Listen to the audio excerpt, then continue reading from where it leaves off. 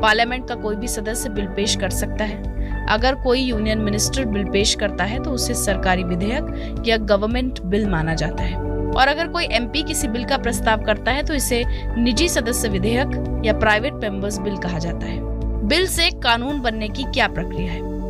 किसी बिल को कानून बनने के लिए संसद के दोनों सदनों में 3 स्टेप्स से गुजरना पड़ता है। 3 स्टेप्स यानी फर्स्ट रीडिंग, सेकंड रीडिंग और थर्ड रीडिंग। फर्स्ट रीडिंग में सदन में बिल पेश करने की अनुमति के लिए प्रस्ताव दिया जाता है। प्रपोजल को मंजूरी मिलने पर बिल को सदन में पेश किया जाता है। किसी भी बिल का दोनों सदनों यानी लोकसभा और राज्यसभा द्वारा पारित होना जरूरी है, इसलिए एक सदन से पारित होने के बाद उसे दूसरे सदन में भी पेश किया जाता है। दूसरे हाउस में भी बिल की फर्स्ट रीडिंग ही होगी।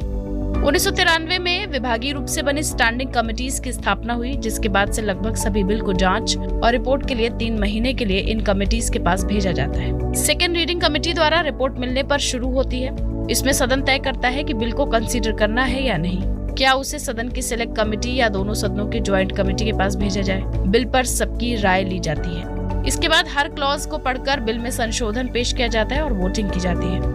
इसके बाद बारी होती है तीसरी रीडिंग की, जिसमें यह तय होता है कि क्या बिल को सदन द्वारा पारित किया जा सकता है। इस स्टेज पर संसद में होने वाली बहस में बिल के पक्ष या विपक्ष में सीधी दलीलें दी जाती हैं, और अगर बिल दोनों सदनों द्वारा पास हो जाता है तो उसे राष्ट्रपति की सहमति के लिए भेज दिया जाता है। अब राष्ट्रपति या तो इसे मंजूरी दे सकते हैं या विचार के लिए रख सकते हैं, या विधेयक वापस कर संसद को दोबारा इस पर विचार करने के लिए कह सकते हैं। अगर लौटाया गया कोई बिल फिर से दोनों सदनों में पारित किया जाता है तो राष्ट्रपति को उसे मंजूरी देनी होती है। 2017 की एक रिपोर्ट में कहा गया है कि संसद से पास होने और राष्ट्रपति के एक्सेप्ट करने के बाद बिल को प्रभावी रूप से कानून बनने में औसतन 2